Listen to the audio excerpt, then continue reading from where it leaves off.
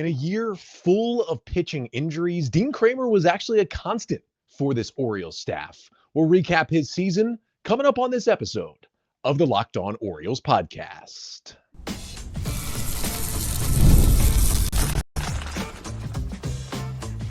You are Locked On Orioles, your daily Baltimore Orioles podcast. Part of the Locked On Podcast Network, your team every day. Hey there, Orioles fans. Today is Thursday, October 16th, 2025, and welcome back into the Locked On Orioles podcast, part of the Locked On Podcast Network, your team every day. As always, I'm your host, Connor Newcomb. And coming up on today's episode, we continue our Orioles player season review series. We're taking a look at Dean Kremer, who posted more than any other Oriole pitcher this season, leading this team in innings and being the only guy who qualified for many of the statistical leaderboards among starting pitchers in baseball this year. We'll chat about Dean Kremer staying relatively healthy, the use of his splitter, and whether or not he's more than a number 5 starter moving forward for the Orioles. But that's all coming up on this episode of the Locked On Orioles podcast, which is brought to you by FanDuel. Right now, new customers can bet just $5, and if your bet wins, you'll get $300 in bonus bets to use across the app. Download the FanDuel app today. So on today's episode, I do know that there was reports on Wednesday that the Orioles are interested in interviewing Albert Pujols for their managerial opening. We did an episode on Wednesday talking about the similar reports with Luis Rojas, the possibility of Ryan Flaherty being the manager.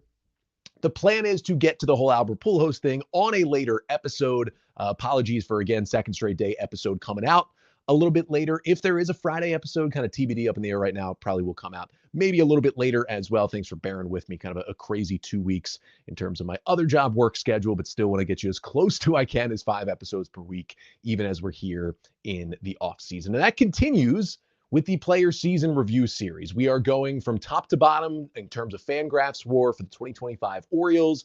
And today we get to Dean Kremer. Kremer, the 29-year-old right-handed pitcher, he will turn 30. That's kind of wild to say. Dean Kremer is going to be 30 when the Orioles get to spring training next year. But Dean Kremer this year for the Orioles, not terrible, not amazing, just kind of solid. And overall body of work, you could make a serious argument that this was his best big league season. Dean Kremer gives the Orioles 29 starts, 31 appearances overall. He had 1 appearance after an opener, and he had that 1 relief appearance on the final day of the year. He pitched 171 2/3 innings this season, posted a 4.19 ERA with a 3.97 FIP.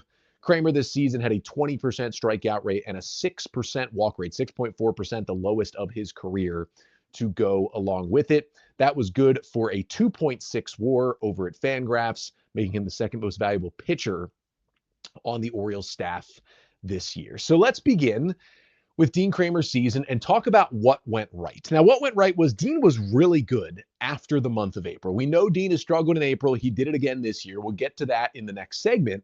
But from May 1st on, Kremer was awesome. 23 starts, 132 2/3 innings, a 3.53 ERA with a good strikeout rate, a low walk rate. He was 35th in ERA and 17th in FIP among major league starters who threw at least 100 innings this season from May 1st on. Now, I think 35th in ERA, 17th in FIP, that's not elite, but if you split it into the fact that there are 30 teams, Kremer was really one of the better starting pitchers in baseball this year. From May 1st on, especially if you look at that fielding independent pitching, the projections moving forward for what he should do, this is a really good season for him. And a lot of that change had to do with his splitter. His splitter usage was down. It was around 17% in April and May. And then it got higher basically every month. By the time we got to September, it was the number 2 pitch for Dean Kremer. And even when he did throw it in his tough month of April, it had just a 9% swing and miss rate. That jumped to 35% in May and 46, like a super elite 46% in June. So it's pretty clear that, since Kremer added the splitter last season, it's been his best swing and miss pitch, especially against left-handed hitters. It's been the pitch that's taken him to another level. He clearly did not have the feel for what I would call his best pitch for the entire month of April. That's usually not going to lead to success when you're not a super dominant starter with a lot of elite pitches, and that doesn't describe Dean Kremer. But overall, opponents hit just 201 with a 39.4% whiff rate against his splitter. That splitter was fifth in whip rate and sixth in strikeout rate among all qualified splitters in Major League Baseball. The only guys who got more swing and miss on their splitter this season is Fernando Cruz, the Yankees reliever, who is just known for that splitter. Logan Gilbert, may have heard of him. He's still in the playoffs. He's elite. Yoshinobu Yamamoto, may have heard of him. He just threw a complete game in the NLCS. And Kodai Senga of the Mets, who came over because of that ghost fork splitter that has its own name. Then fifth was Dean Kremer. That's how good that pitch has been for him and allows him to kind of go to the next level. And you talk about other guys who have these elite splitters, right? Kevin Gausman, Nathan Eovaldi, John Duran, Paul Skeens. None of them had a whiff rate equal to what Dean Kremer did with his splitter this season. It is truly an elite pitch for Dean. And I don't think he really had an elite pitch. He had a wide mix. He had good pitches, allowed him to be a competitive major league starter before that. But he found this pitch last year, and it was good, right? Opponents hit just 139 against his splitter last year when he added it, but it was really inconsistent command. And there were some games where he couldn't even use it because he had no feel to get it near the strike zone.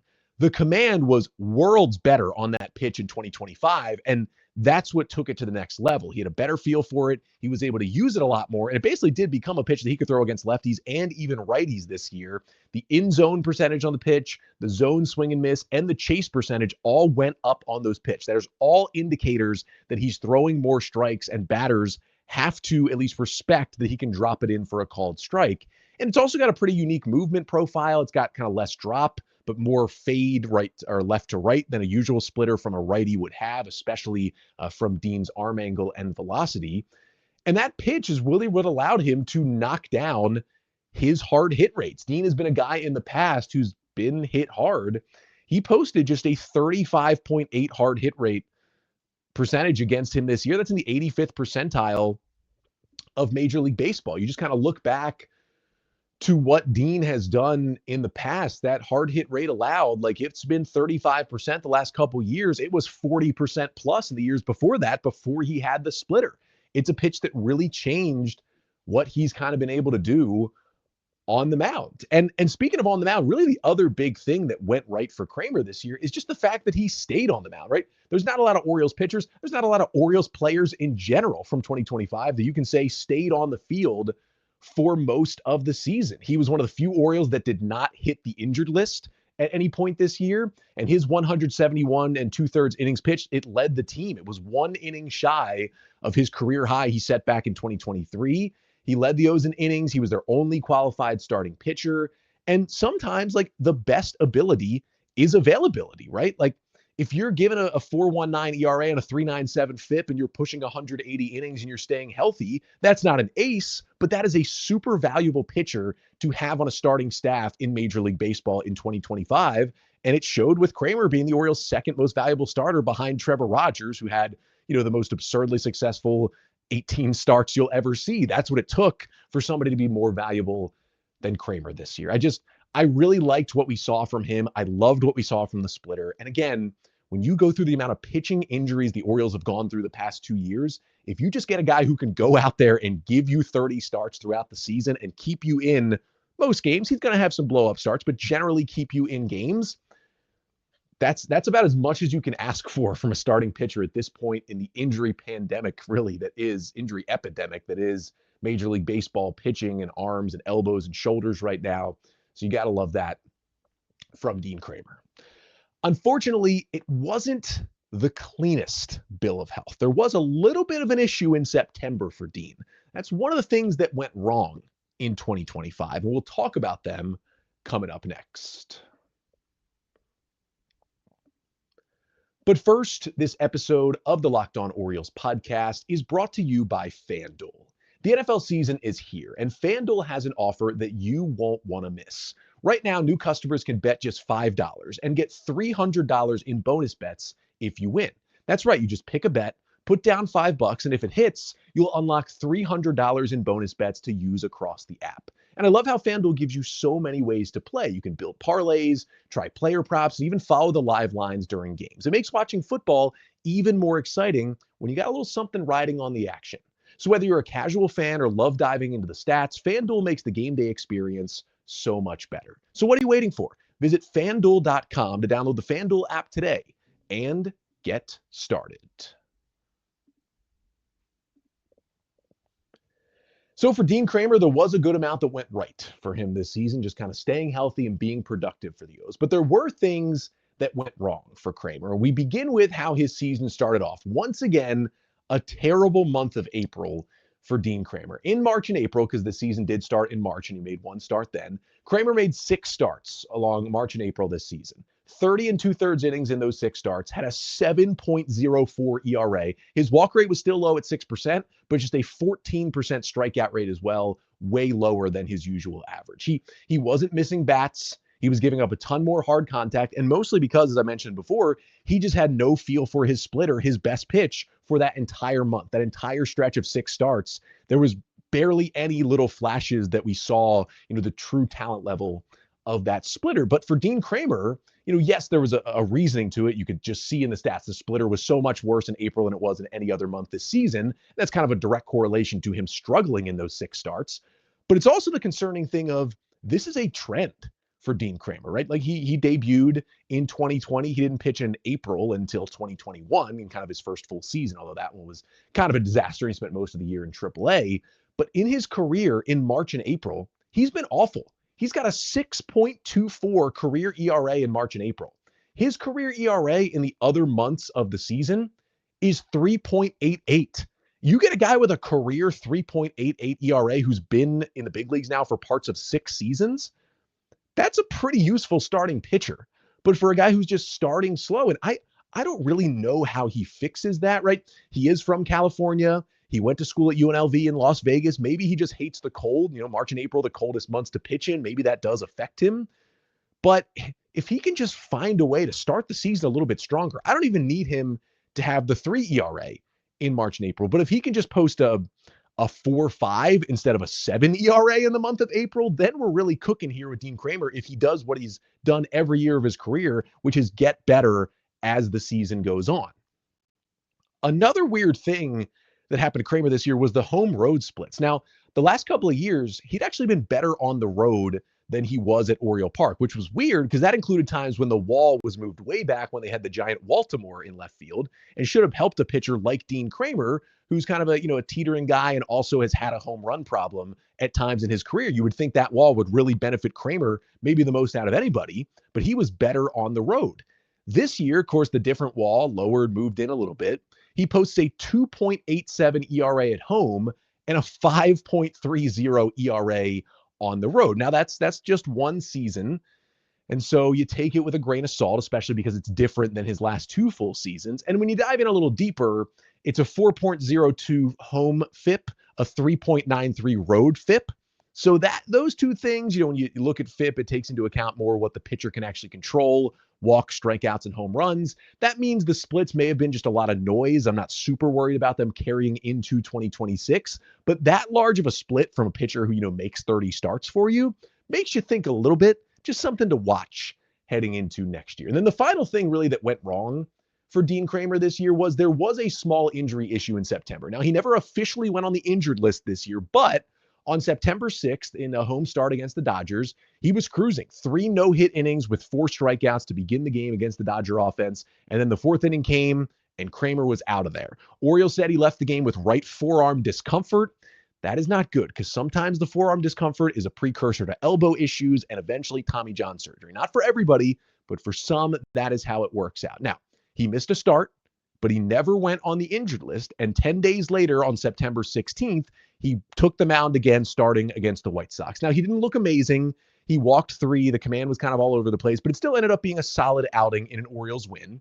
And then a week later, he went back out there, September 23rd, against the Rays, and threw 6 1/3 scoreless innings in one of his better starts of the year. So that took away a little bit of the worry and the fact that he, on the final day of the regular season at Yankee Stadium, came in and pitched an inning and a third of scoreless relief against the Yankees. If there was any worry about Dean's forearm thing being more than just a little bit of pain, I don't think the O's would have used him in relief on the final day of the year of a meaningless game when they had 77 wins. So that made me feel a lot better that this isn't going to be anything long-term for Dean Kremer. but he is still a pitcher in Major League Baseball in 2025, which means if there's any little tick of injury like this was in September, you can't count it out. Now, his fastball velocity was a touchdown when he returned, and luckily it doesn't look like that injury thing impacted him at this point, but it's still throughout the offseason and into spring training of next year, something to monitor. And again, even though he came back and looked okay and pitched in relief on that last day, all signs that he kind of avoided any kind of disaster with that forearm pain, it's still something I am going to worry about a little bit all offseason. He's going to, shut it down for a little bit, and then whenever in the winter he starts to throw again, we're not going to really know until Mike Elias gives that first press conference on the first full day of spring training in February in Sarasota if there's anything wrong with Dean Kremer. But it is something because he's had some small injuries here and there, but has not really had in the big leagues the major arm injury yet. It just seems like it comes for almost every pitcher, and Kremer's, with a couple of different injuries, has squeaked by the big thing so far and been generally healthy for this Orioles team. The question is that going to pop up again? Or was it just a little blip on the radar and he ended up being fine? Because when he pitched in September, he was really good. His ERA was like 1 point something, was just, missing those 10 days, missing a start, having it be specifically forearm, which is always a nerve-wracking diagnosis to get. But MRIs seemed to be very clean when he got them and even avoided the injured list. And again, on a team that wasn't playing for anything, the fact that he avoided the injured list and pitched that much down the stretch, the Orioles would be uber careful in the situation they were in September, knowing, hey, they're going to need Dean Kremer in 2026 and beyond. That was at least a good sign for him. So that was the good. That was the bad.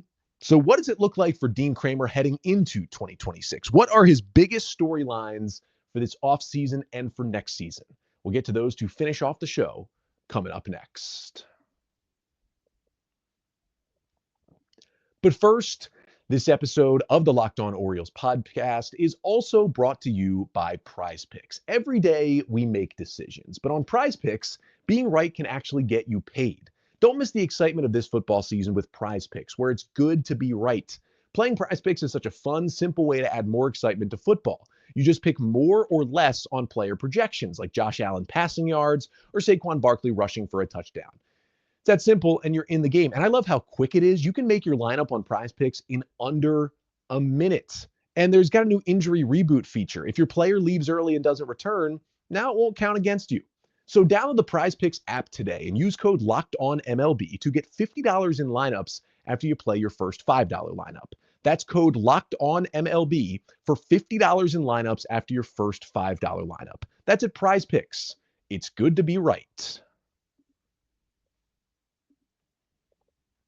So as we are recapping Dean Kremer's 2025 season with the Baltimore Orioles, we talked about what went right for Dean, the splitter and his ability to stay mostly healthy and post.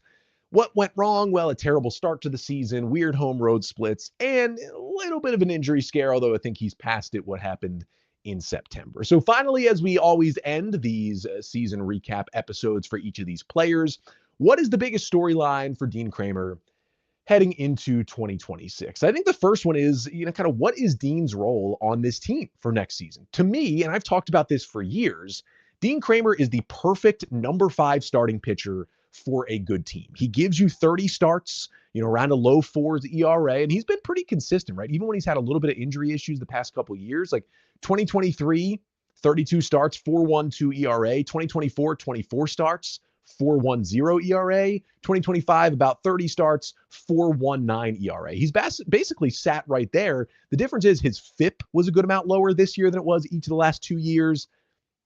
And again, even though he did have a 3.23 ERA in 21 starts back in 2022, that's 50 fewer innings. If you look at just WAR in general, you could argue, again, 2025 was Dean Kremer's best season, and he's got 2 more years with the Orioles before he would be due to hit free agency. And again, he eats innings, he throws 5 pitches, got 1 nasty one in that splitter, but the other ones have been good. He's showing better and better command every year. That's always a great thing, right? He had his walk rate kind of spike to a 9.2% last year. He dropped it all the way down to 6.4% this season. That's something you really, really like to see if you're Dean Kremer. His home run to fly ball rate has dropped a little bit each of the past couple of years. Home runs have become less of an issue than they were a few years ago for him. Like he's maturing again. He's going to be 30 years old this offseason. He knows how to pitch. He's made 123 career starts at the big league level since debuting in 2020. he's becoming a better pitcher little by little each season. And we know Dean Kremer, right? There's a ceiling, there's a floor. He has some clunkers. He certainly does, right? He had a good September, but remember, he had two just awful starts to end the month of August before he turned things back around at the end of the season. Like it was 6 and 7 earned runs back to back. And that's something that can happen to him. He'll get hit hard from time to time. He'll give up the home run ball.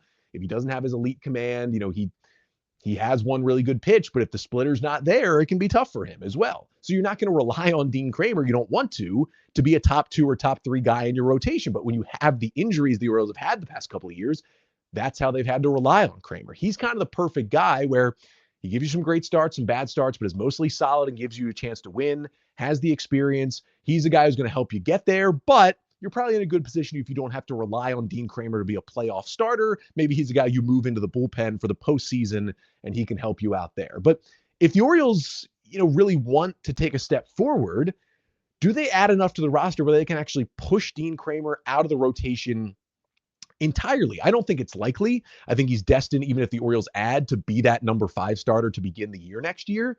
But you could argue that there are no spots in this rotation outside of Kyle Bradish and Trevor Rogers currently in the top 2 that are truly locked in for 2026. Like maybe they add 2 pitchers, one via free agency, one via trade, and then either Grayson Rodriguez is fully healthy or Tyler Wells looks awesome.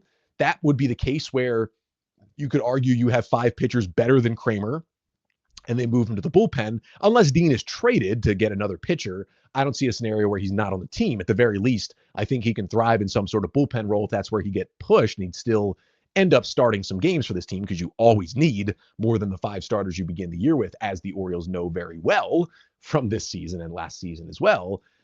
But if he's willing to be flexible, he could be a weapon out of the bullpen for this team. Like if they really want to add, and it could go one of 2 ways. Again, it could go Grayson's actually healthy and they add 2, or the Orioles just get really aggressive and they add 3 starting pitchers who are better than Kremer. They add those 3 to Rogers and Bradish, put together a really good rotation, and Dean Kremer does go to the bullpen. And maybe he fills the, Albert Suarez 2024 role for this Orioles team where he's kind of bouncing back and forth between starter and reliever and really helping them out and throwing 100 innings or so. That could be great. I think, again, it's more likely they add 2 starters. Grayson's health is iffy. Wells better as a reliever, and Dean is your number 5 starter. But I still think you can have a really, really good, honestly, a great major league rotation with Dean Kremer as your number 5 guy. The issue for the Orioles over the past couple of years that Kramer's been floating around their number 2 or number 3 because of all the injuries and inadequacies.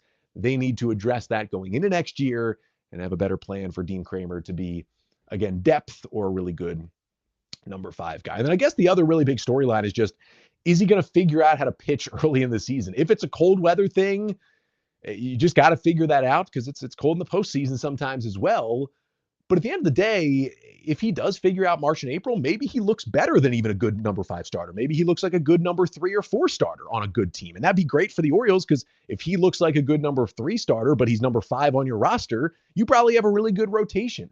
I generally think Dean Kremer from parts of the fan base just gets too much hate. Like, yes, he has bad starts. Nobody's expecting him to be an ace. When you look at him in the context of he's a 4 or a 5 on a good team, he plays that role perfectly. He has been such a valuable part of this Orioles team for years. Again, he debuted in 2020. 2021 was a disaster, but after the injury in 22, he had an amazing second half of the season, and he's just been so good since then. And since the beginning of the 2023 season, when the Orioles really turned it around, won the division, Dean Kremer has made 85 starts since the beginning of 2023.